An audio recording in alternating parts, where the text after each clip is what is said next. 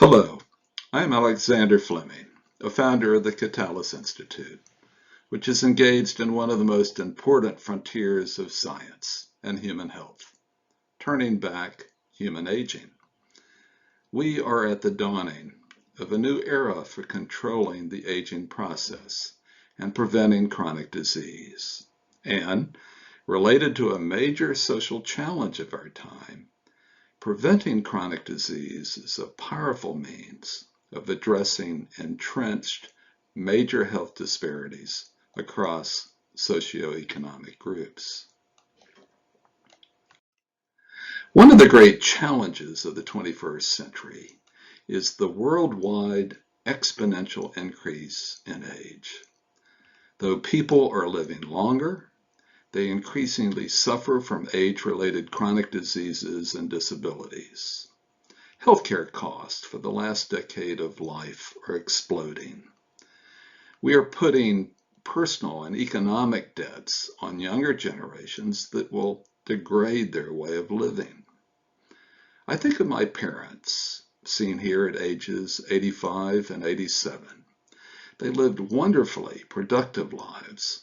But not long after this picture was taken, they faced rapidly declining health, increasing dependency, hospitalizations, and poor quality of life that led 7 years later to their deaths a few months apart. This all too common story can be avoided by translating scientific discoveries into age-modifying products. The key question is, can we increase lifespan free of chronic disease and disabilities? I want to show you over the next few minutes that the science is showing we can increase lifespan, but more importantly, we can increase the span of life free of chronic disease, what we call Healthspan. Furthermore, concern for the well-being of our grandchildren and generations to follow says we should do all we can to increase health span. And given the dire consequences of not taking action now, the economics say we must find ways to increase health span.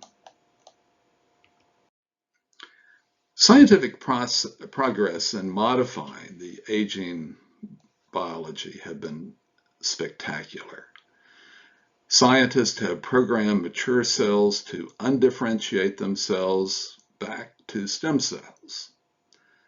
It has been found that aging cells seem to signal surrounding healthy cells to accelerate their aging.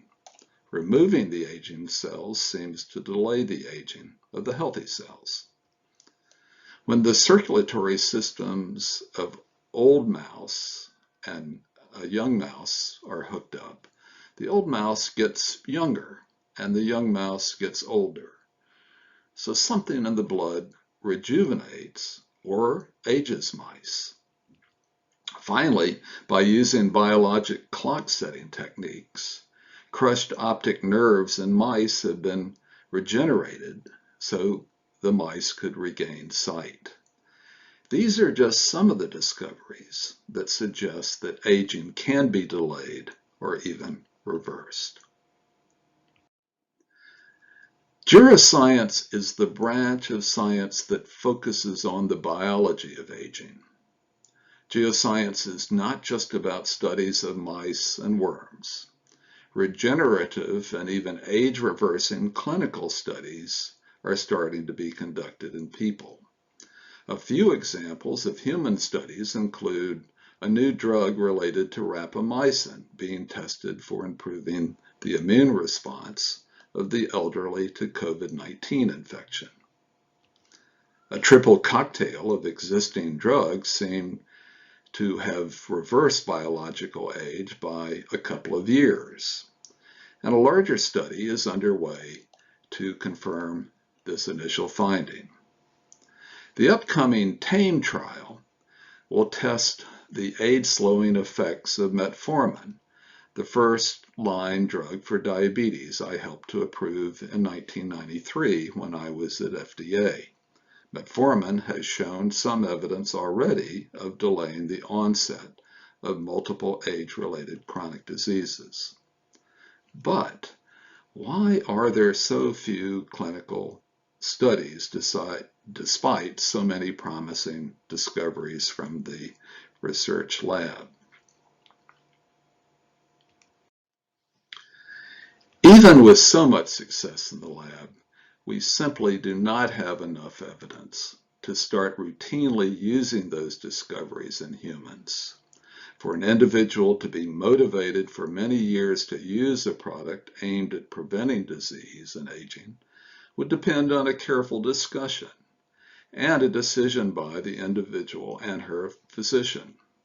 In order for that decision to be made, would have depended in part on the product being affordable and or paid for by health plans. For products to become available and worth paying for would require that FDA approve the product. And for approval, evidence of safety and effectiveness would be needed from long clinical trials. To invest in those trials would require a lot of research and other efforts. It is this stretch from the lab to getting evidence of safety and effectiveness that is standing in the way. Right now, as things are, it will take billions of dollars and decades for a single Healthspan product to become available. This is just what we want to change at Kitalys. The Kitalys Institute was founded to focus on the challenges that stand in the way for making safe, effective, and affordable products available to all who can benefit. Kitalys accelerates this process by first explaining these regulatory and commercial roadblocks to all concerned. We follow by bringing a diversity of experts together to build solutions that overcome the barriers. Then we make the case to decision makers so that they will take action. Finally, we educate. We build commitment and engagement among stakeholders to make sure that effective action takes place. Kitalys has been doing that. A good example of the Kitalys approach is the Targeting Met Obesity conference, which was held in London in 2017 and now meets annually.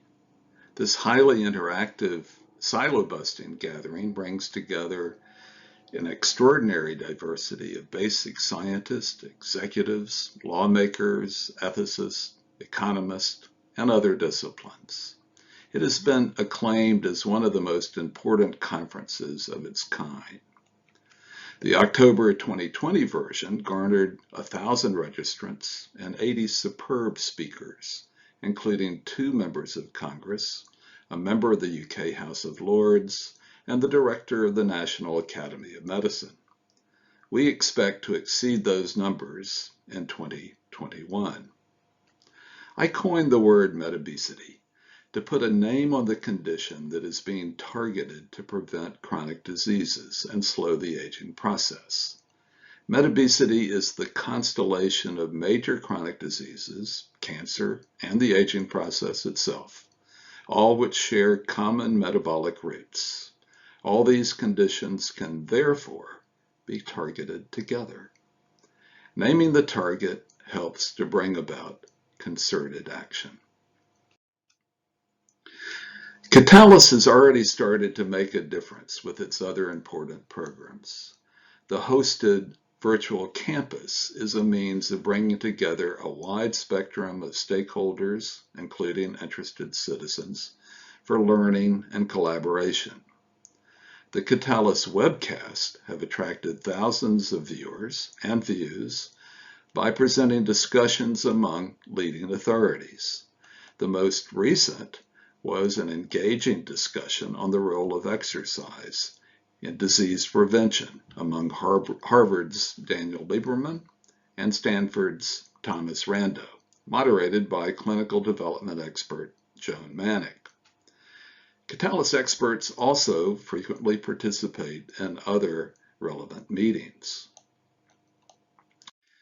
Two key Kitalys initiatives that can leverage progress in getting products to people are Project Healthspan, created to educate Washington lawmakers and policymakers and to encourage legislation that will incentivize the development and use of Healthspan products. Project Endpoints is at the center of our lane at Kitalys to engage FDA and other regulatory bodies to devise creative clinical trial approaches for getting evidence of safety and effectiveness for Healthspan products. I hope you will join us on this journey to achieve better health and longer health span for all. The Kitalys Institute is unique in that it aims to catalyze change that will convert the science into major health and economic benefits for all. The Kitalys mission is to encourage rapid translation of spectacular discoveries into products that slow the aging process and onset of chronic diseases and disabilities. The Kitalys vision is that the means of healthy longevity become accessible to everyone, everywhere. Your participation and support can make a difference. We encourage you to join us. Thank you.